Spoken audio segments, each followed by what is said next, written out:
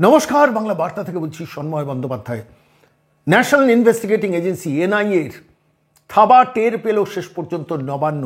একসঙ্গে 11 জনকে গ্রেফতার করলো ন্যাশনাল ইনভেস্টিগেটিং এজেন্সি।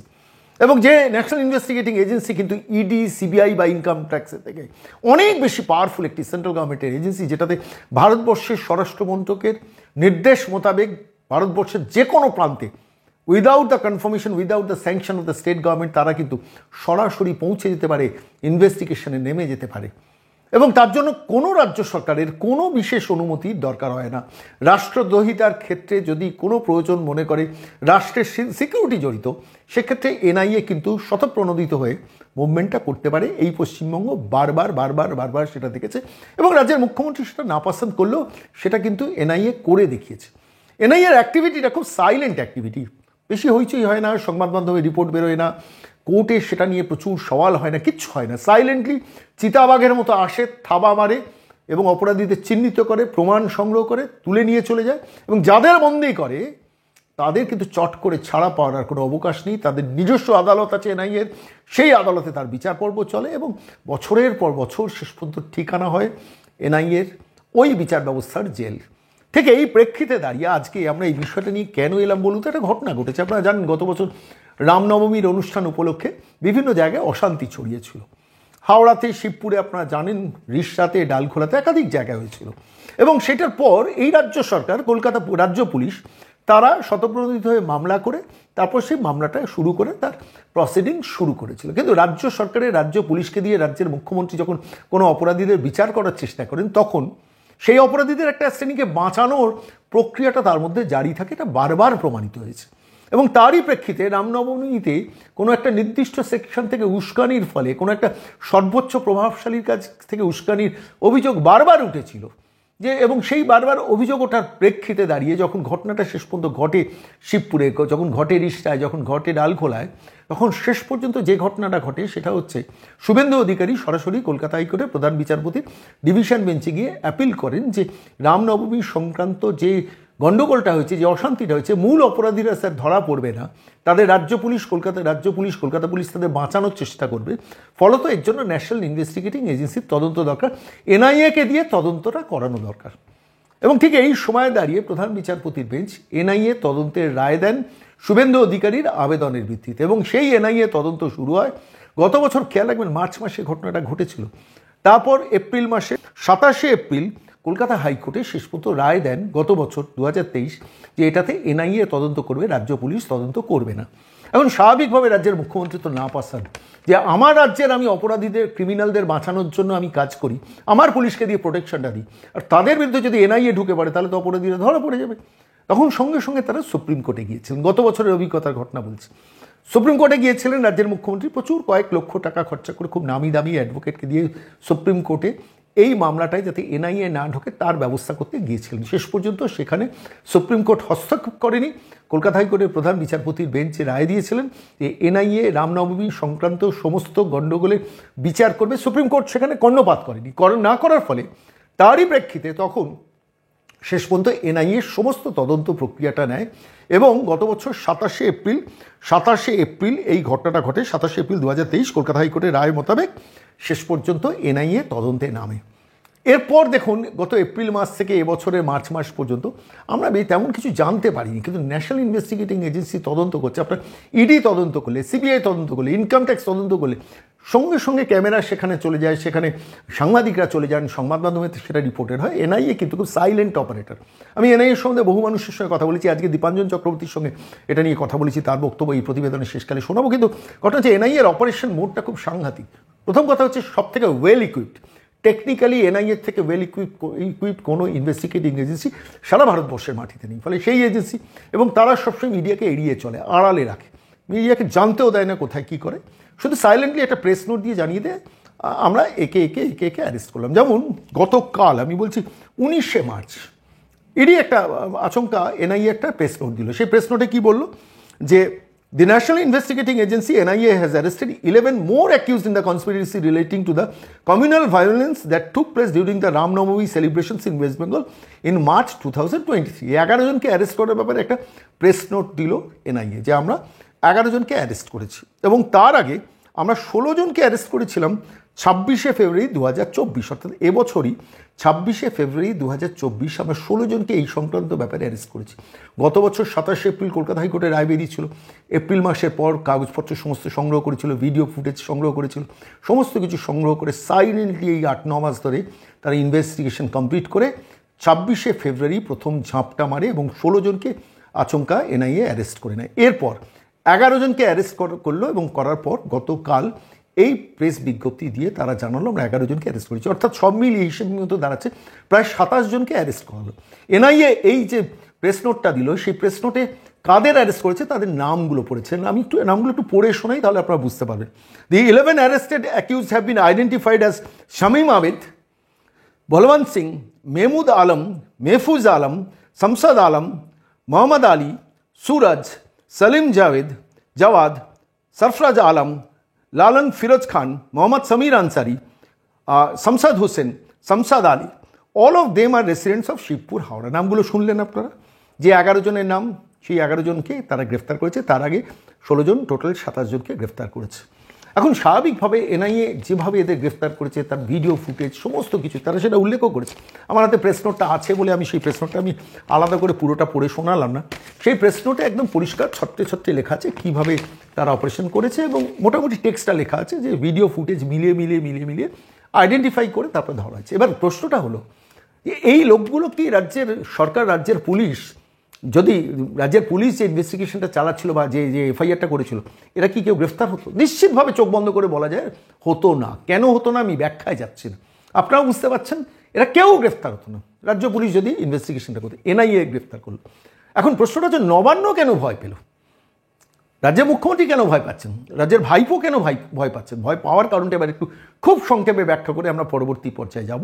সেটা হচ্ছে, দেখুন, রাজ্যের মুখ্যমন্ত্রী এদের প্রোটেকশন দেন, এই অপরাধীদের প্রোটেকশন দেন। এটা সময়ের পর সময় দেখেছেন আপনারা, মানে সন্দেশখালী শেখ শাহজাহানরা প্রোটেকশন পেয়েছে, শৌকত জাহাঙ্গীর, কাইজার, মুদাস্সার দক্ষিণ চৌষানের প্রোটেকশন পেয়েছে, অনুব্রত মণ্ডল থেকে শুরু করে আরাবুল ইসলাম এরা প্রোটেকশন পেয়েছে। অপরাধীদের প্রোটেকশন দেওয়ার ব্যাপারে রাজ্যের মুখ্যমন্ত্রী পুলিশকে কাজে লাগান। 56 দিন ধরে শেখ শাহজাহানকে প্রোটেকশন দিয়ে রেখেছিলেন। এই লোকগুলোকে কিন্তু এখন রাজ্যের মুখ্যমন্ত্রীকে জবাব দিতে হবে, রাজ্যের তৃণমূল কংগ্রেসকে জবাব দিতে হবে যে আমরা এবার গ্রেফতার হয়ে গেলাম, আমার ঘরের সন্তান গ্রেফতার হয়ে গেল, আপনি তো দিদি বাঁচাতে পারলেন না। মানে কী এমন মুখ্যমন্ত্রী আপনি যে আপনি আপনার রাজ্যে আপনি আমাদের বাঁচাতে পারছেন? অর্থাৎ এই পরিবারের সদস্যরা, বাবা মারা জিজ্ঞেস করবেন তো, এদের গডফাদাররা তো জিজ্ঞেস করবেন, এই যে 11টা নাম আমি পড়ে শোনানো, এদের গডফাদাররা জিজ্ঞেস করবেন, সরাসরি প্রশ্ন করবেন, রাজ্যের তৃণমূল কংগ্রেসকে প্রশ্ন করবেন, রাজ্যের মুখ্যমন্ত্রীকে প্রশ্ন করবেন, ভাইপোকে প্রশ্ন করবেন যে আপনি বাঁচাতে পারলেন, আপনি কিসের মুখ্যমন্ত্রী? এই জায়গাটাই হচ্ছে খুব ইন্টারেস্টিং একটা জায়গা, যে রাজ্যের মুখ্যমন্ত্রী চিন্তা বাড়িয়ে দিচ্ছে অর্থাৎ এইভাবে। এবং এনআইএ লাস্ট লাইনটা খুব ইন্টারেস্টিং, আমি সেটা আপনাদের পড়ে শোনাতে ভুলে গেলাম, আমি শেষকালটা পড়ি। NIA is continuing it's investigation in this case. এই কেসে কিন্তু এনআইএ ইনভেস্টিগেশন চালাচ্ছে, অর্থাৎ আরও বেশ কিছু মানুষ কিন্তু গ্রেফতার হতে পারেন যারা টালিয়ে বেড়াচ্ছেন সেসব ক্ষেত্রে। এখন প্রশ্ন হচ্ছে, স্বাভাবিকভাবে রাজ্যের মুখ্যমন্ত্রী বলেন আমার এখানে ইডি লেলিয়ে দিচ্ছে। আরে ইডি লেলিয়ে দিচ্ছে, ইডি যাদের অ্যারেস্ট করছে, সিবিআই যাদের অ্যারেস্ট করছে, কোর্ট থেকে গিয়ে আপনারা তো ছাড়ানোর জন্য মনু সিংভি, কপিল সিবাল পর্যন্ত চেষ্টা করেছেন, তো সেখানে তো কোর্ট থেকে সুপ্রিম কোর্ট পর্যন্ত ছাড়পত্র পাননি। পার্থ চট্টোপাধ্যায়কে গ্রেফতার হয়েছে, কি না চেষ্টা করছেন তাকে বার করেন, কিছু পারেননি। অনুব্রত মণ্ডল অ্যারেস্টেড হয়ে তিহার জেলের মাটিতে গড়াগড়ি খাচ্ছেন, তাকেও চেষ্টা করেছেন, পারেননি। জ্যোতিপ্রিয় মল্লিককে অ্যারেস্টেড হয়েছে, তাঁকেও চেষ্টা করেছেন ছাড়াতে, কিছুতেই পারেননি। একাধিক তৃণমূলে কংগ্রেস ছোট বড় ভাইপোর সাকরের যারা কুন্তল ঘোষ, শান্তনু বন্দ্যোপাধ্যায় সবাই অ্যারেস্টেড হয়ে গেছে, তাদের তো ছাড়াতে চেষ্টা করে পারেননি। তো ইডি অ্যারেস্টেড করলে ইডি লেলিয়ে দেওয়া হচ্ছে, কিন্তু ইডি যখন arrested on the basis of documents and proof তাদের অ্যারেস্ট করছে, স্বাভাবিকভাবে কোর্টে গিয়ে তো তাদের ছাড়াতে আপনি পাচ্ছেন না, তার কারণ তাদের বিরুদ্ধে প্রচুর এভিডেন্স আছে, কিন্তু আপনি বলছেন। এবার প্রশ্নটা হচ্ছে, এনআইএর ক্ষেত্রটা খুব ইন্টারেস্টিং অন্যদের থেকে স্বতন্ত্র এই কারণে যে এনআইএ যে ইনভেস্টিগেশনের পার্টটা চালাচ্ছে, সেই ইনভেস্টিগেশনটা কাউকে কিছু বুঝতে না দিয়ে মিডিয়াকেও আড়ালে রেখে যাচ্ছে, হঠাৎ করে তুলছে, চিতাবাঘ যেমন শিকার করে তুলে নিয়ে একদম গভীর জঙ্গলে চলে যায়। এনআইএর অবস্থা রয়েছে তাই। এবার রাজ্যের মুখ্যমন্ত্রীকে জবাব দিতে হবে বাংলার মানুষের কাছে, পরিষ্কার বলছি, বাংলা মানুষের কাছে না, এই শ্রেণী যাদের উনি প্রোটেকশন দিয়ে লালিত পালিত করেছেন। ধরুন আমি একটা ছোট্ট রেফারেন্স এই সম্বন্ধে দিই, আমার বলতে খুব ইচ্ছে করছে। এনআরসি সিএএ নিয়ে যখন আন্দোলন হয়েছিল, মানে 3 দিন ধরে পশ্চিমবঙ্গ অচল ছিল, রাজ্যের মুখ্যমন্ত্রী চুপ করে বসছিলেন, এবং তারপর একটার পর একটা রেল স্টেশন, থানা ভাঙচুর হয়েছিল মুর্শিদাবাদ ওইসব অঞ্চলে। রাজ্যের মুখ্যমন্ত্রী কাউকে অ্যারেস্ট করেছেন, গ্রেফতার করেছেন? কাউকে তার জমি বাড়ি বিক্রি করে তার ক্ষতিপূরণ আদায় করে রেলকে দিয়েছেন বা থানাতে নিয়েছেন? করেননি। কেন? এদের প্রোটেকশন দেওয়াটা রাজ্যের মুখ্যমন্ত্রী একটা কাজের মধ্যে পড়ে। সেই সময় আমরা দেখেছিলাম যে রাজ্যের মুখ্যমন্ত্রী সাইলেন্ট স্পেক্টেটর ছিলেন, একবারের জন্য পুলিশকে কড়াভাবে ডিল করতে নামাননি। ঠিক এইভাবেই এই রামনবমীর ক্ষেত্রেও কিন্তু তাই ঘটেছে। এনআইএর এই গ্রেফতারি কিন্তু সেটা প্রমাণ দিয়ে গেল, এবং এখানেই আতঙ্ক বাড়িয়েছে, রাতের ঘুম কেড়েছে যে এনআইএ যদি এবার সন্দেশখালিতে ঢুকে পড়ে, তাহলে শাহজাহান শিবু হাজারের তো গেছে, আরও কত শাহজাহানরা গ্রেফতার হবে ওই বসিরহাট অঞ্চল থেকে, সেই চিন্তাটাও কিন্তু তার মাথায় ঢুকেছে। আবার এনআইএ যদি কোনো কারণে শৌকত জাহাঙ্গীর, কাইজার মুদাস্সারদের, সেলিমদের ওখানে, জাহাঙ্গীরদের ওখানে ঢুকে পড়ে, তাহলে কী হবে? ফলে আতঙ্ক বাড়ছে রাজ্যের, মুখ্যমন্ত্রী আতঙ্ক বাড়ছে ভাইপোর, কারণ যে অপরাধীদের নিয়ে তার তৃণমূলের এই সাম্রাজ্য তিনি সাজিয়েছেন, সেখানে এনআইএর মতো তদন্তকারী এজেন্সি যদি ঢোকে, এনআইএর কবজায় ঢুকলে কিন্তু অভিজ্ঞতা বলছে বেরোনো কিন্তু খুব মুশকিল। যার জন্য আপনারা খেয়াল করেছেন দাড়িভিটে দুটি ছাত্রের মৃত্যু, জাস্টিস রাজশেখর মান্তা এনআইএ তদন্তের রায় দিয়ে দিয়েছিলেন পরিষ্কারভাবে, কিন্তু তা সত্ত্বেও তাদের 10 মাস ধরে রাজ্য সরকার ডকুমেন্ট তাদের হাতে, এনআইএর হাতে তুলে দেয়নি। শেষ পর্যন্ত এনআইএ সরাসরি কলকাতা হাইকোর্টে জানিয়েছে, এবং জানানোর পর শেষ পর্যন্ত justice Rajashekhar Mantha chief justice না, মাফ করবেন, চিফ সেক্রেটারি, হোম সেক্রেটারি, ডিজিকে তিনজনকে রুল জারি করে 5ই জুন কলকাতা হাইকোর্টে ডেকে পাঠিয়েছেন। ভাবতে পারেন সেই জায়গাটা হয়েছে শেষ পর্যন্ত এনআইএ ঢুকে পড়ার ফলে। মুজিবুর রহমানের হত্যাকারী লুকিয়ে বসেছিল, এনআইএ এসে ঘপাত করে তুলে নিয়ে তাকে চলে গেছে, এবং শেষ পর্যন্ত বাংলাদেশ সরকারের হাতে দিয়েছে, তার ফাঁসি হয়েছে। ফলে এনআইএ এমন একটা এজেন্সি যারা ওয়েল ইকুইপড, সাইলেন্টলি কাজ করে, চিতাবাঘের মতো আসে, ঝাঁপায়, শিকার তোলে, গভীর জঙ্গলের মধ্যে ঢুকে যায়, রাজ্যের কিছু করার থাকে না। এইরকম একটা পরিস্থিতি দাঁড়িয়ে শেষ পর্যন্ত 27 জনকে গ্রেফতার করলেন, যে 27 জনের পরিবার এবার তৃণমূল কংগ্রেসকে বলবে যে আমাদের তো এবার প্রোটেকশন দেওয়ার দায়িত্ব আপনাদের, এবার আপনারা কেন করবেন না? এইখানেই পড়েছেন বিপদে। খুব ইন্টারেস্টিং একটা জায়গায় গিয়ে পৌঁছেছে, ফলে স্বাভাবিকভাবে সেদিকে তো আমাদের নজর থাকবে এনআইএ আর কী করে। কিন্তু এই মুহূর্তে দাঁড়িয়ে আমরা সরাসরি দীপাঞ্জন চক্রবর্তীকে এই নিয়ে ওপিনিয়নটা চেয়েছিলাম যে দেখুন, আমরা যা যা খবর পাচ্ছি, নবান্নের ভীতি এবং আতঙ্ক কিন্তু এনআইএ বাড়িয়ে দিয়েছে, এবং সেটা কতদূর সমীচীন, কতদূর প্রাসঙ্গিক এই ভয়টা, এই যে রাজ্যের মুখ্যমন্ত্রী বা নবান্ন যে ভয়টা পাচ্ছে, এনআইএ যদি ঘপ করে আমাদের অসামাজিক কাজের মধ্যে ঢুকে পড়ে, তোলে আর গভীর জঙ্গলে নিয়ে চলে যায়, আমরা কী করব? দীপাঞ্জন চক্রবর্তী সুদূর মুম্বাই থেকে খুব সুন্দর ব্যাখ্যা দিয়েছেন, বাংলা বার্তাকে শুনুন। দেখুন সন্ময়দা, আমি আপনার চ্যানেলে বহুদিন আগে থেকে বলছি যে বাংলায় যে ভয়াবহ দুর্নীতি হয়েছে, এই দুর্নীতি শুধু সাদা চোখে দেখলে চলবে না যে এটা চুরি বা ডাকাতি। চুরি ডাকাতি তো নিঃসন্দেহ হয়েছে, কিন্তু এই হাজার হাজার কোটি টাকা বাংলার বাইরে, ভারতবর্ষের বাইরে গেছে এবং বিদেশের বিভিন্ন জায়গায় গচ্ছিত হয়ে, সেটা আপনার চ্যানেলে এক্সপ্লেনও করা হয়েছে কি করে সেই টাকাগুলোকে সাদা করে বাংলায় আনা হয়েছে। এই পুরো ব্যাপারটার মধ্যে আন্তর্জাতিক মাফিয়ারা জড়িত, এই পুরো ব্যাপারটার মধ্যে বিভিন্ন দেশের সন্ত্রাসবাদী সংগঠনগুলো জড়িত। এটা আমি দর্থহীন ভাষায় আপনার চ্যানেলে বহুবার বলেছি, এবং তখন এই বলেছিলাম যে এই যে ইডি ঢুকছে বা সিবিআই ঢুকছে, এরপর দেখবেন সমস্ত সেন্ট্রাল এজেন্সি একটা আমব্রেলা বা ছাতার মতো ঘিরে ধরবে। এর মধ্যে ডাইরেক্টর অফ রেভিনিউ ইন্টেলিজেন্স ঢুকবে, নার্কোটিক্স কন্ট্রোল ব্যুরো ঢুকবে, কারণ এর মধ্যে ড্রাগ পাচারকারীরা ইনভলভ। এর মধ্যে আমাদের বিদেশের যে বৈদেশিক স্পেশাল এজেন্সি, তারা অলরেডি কাজ শুরু করেছে এদের বিদেশের বিভিন্ন যোগাযোগের সূত্রগুলো ধরে, এবং অবধারিতভাবে এনআইএ ঢুকবে, কারণ এদের প্রতি কটা পদক্ষেপে বাংলায় যা হয়েছে এর মধ্যে রাষ্ট্রবিরোধী ষড়যন্ত্র জড়িত রয়েছে, এতে কোনো সন্দেহ নেই। এবং একটা কথা আমি আপনাকে বলতে চাই যে নবান্ন কেন ভয় পাচ্ছে, কেন এই অতি উচ্চশালিনী ইত্যাদি প্রভৃতি যে মানুষগুলো এবং ফচকে ছোড়া উচ্চিংড়ে, এরা ভয় কেন পাচ্ছে? কারণ এনআইএ এমন একটা অর্গানাইজেশন, 2008 সালে বম্বে যে টেরর অ্যাটাক হয়েছিল আজমল কাসাবদের, তারপরে এনআইএ অ্যাক্ট তৈরি করা হয় এবং এনআইএ তৈরি হয় পি চিদম্বরমের আমলে। তখন গৃহমন্ত্রী ছিলেন পি চিদম্বরম, কংগ্রেসের শাসন। সেটা অত্যন্ত কঠোরভাবে এনআইএ কে যেখানে সন্ত্রাসবাদী সংগঠনের যোগ রয়েছে, যেখানে রাষ্ট্রবিরোধী কাজ হচ্ছে এবং রাষ্ট্রের সার্বভৌমতাকে আঘাত হানতে পারে এমন ঘটনার জন্য ন্যাশনাল ইনভেস্টিগেটিং এজেন্সি অ্যাক্ট 2008 অনুসারে এই স্পেশাল এজেন্সি ভারতবর্ষের যে কোনো স্টেটে, যে কোনো জায়গায় রেড কন্ডাক্ট করতে পারে, যে সন্দেহ তাকে অ্যারেস্ট করতে পারে, কেস প্রসিডিং করতে পারে এবং এটার জন্য কোনো রকম ভাবে কোনো স্টেটের অনুমতি প্রয়োজন নেই। আই রিপিট অ্যাগেন, কোনো স্টেটের অনুমতির প্রয়োজন নেই। এটা দেখা যাচ্ছে রিসেন্টলি পশ্চিমবঙ্গের সরকার বকলমে এই দুর্বৃত্ত শাসন এবং এই রাজনৈতিক দলটি জনগণের করের টাকায় কোটি কোটি টাকা খরচা করে ভারতবর্ষের অন্যতম ব্যয়বহুল আইনজীবীদের নিয়ে আসতো, কখনো সিবিআই আটকানোর জন্য, কখনো ইডি আটকানোর জন্য। এনআই এর ক্ষেত্রে এটা সম্ভব নয়। আইনের প্রভিশন রয়েছে, স্টেট গভর্নমেন্ট কোনো মতেই এনআই এর কোনো রকম তদন্ত আটকাতে পারবে না ভারতবর্ষের কোন কোর্টে, চাहे ও হাইকোর্ট হোক, চাहे সুপ্রিম কোর্ট হোক। ভয় এদের হবে। দ্বিতীয়, আরো বেশি ভয় এদের এই জন্য, এনআই এর সাকসেস রেট 2023 94.07%, 94.07% সাকসেস রেট।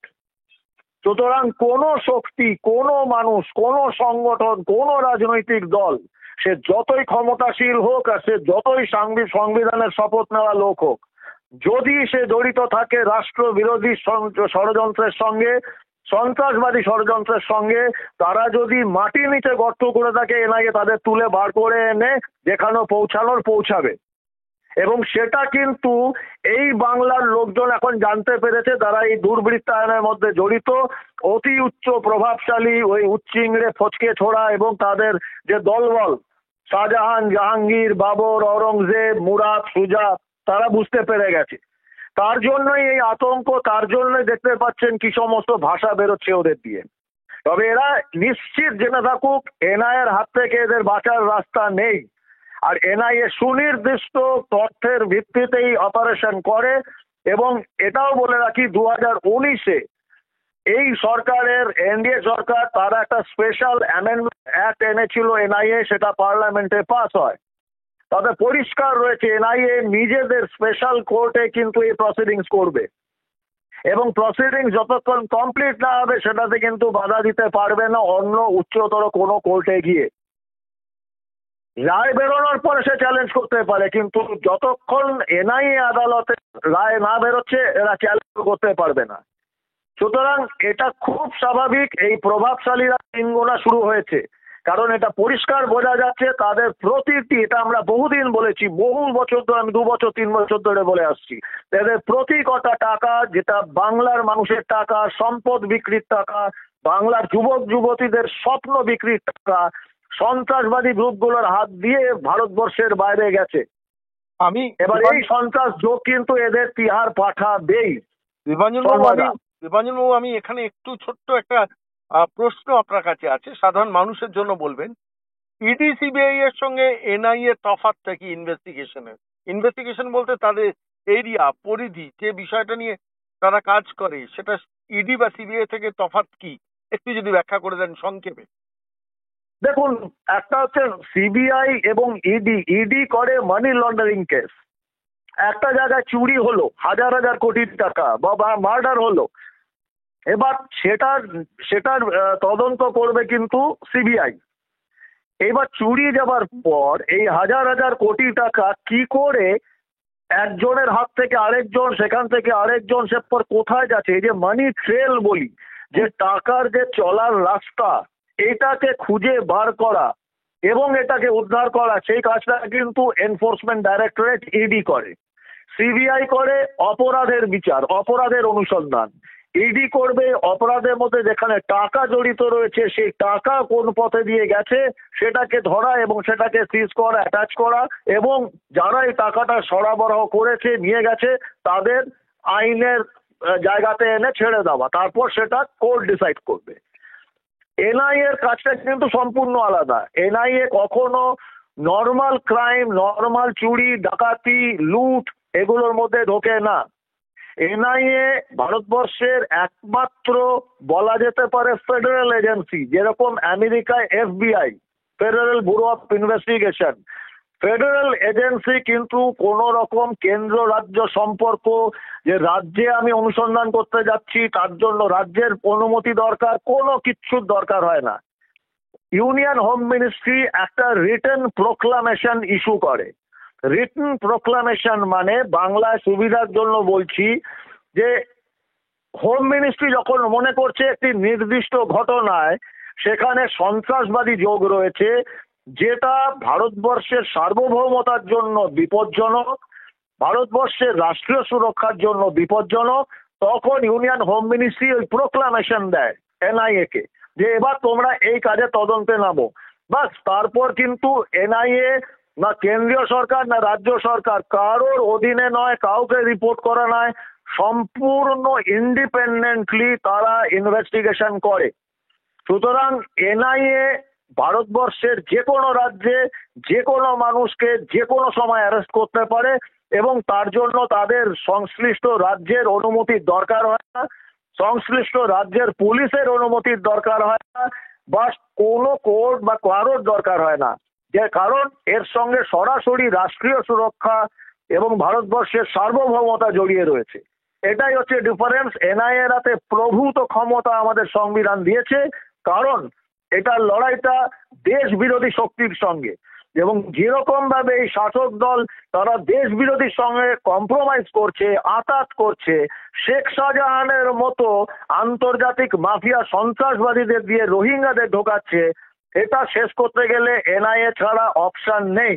এটা বাংলার জন্য সৌভাগ্য যে ভারত সরকার মনে করেছে, প্রোক্লামেশন দিয়েছে, তার জন্য এনআইএ কিন্তু অলরেডি ঢুকে গেছে এই রামনবমীর হিংসাগুলো তদন্তে। আপনারা দেখতে পাচ্ছেন একজনকেও কিন্তু গত 6-7 মাসে ওয়েস্ট বেঙ্গল পুলিশ অ্যারেস্ট করেনি। এত সব দক্ষ দক্ষ লোকজন নাকি বসে রয়েছে, আর এনআইএ এর অ্যারেস্টের সংখ্যা যখন সম্ভবত 25, 20, 22, 25 জন করে ফেলেছে, এবং এনআইএ এর সাকসেস রেট 95%, অলমোস্ট 94.07।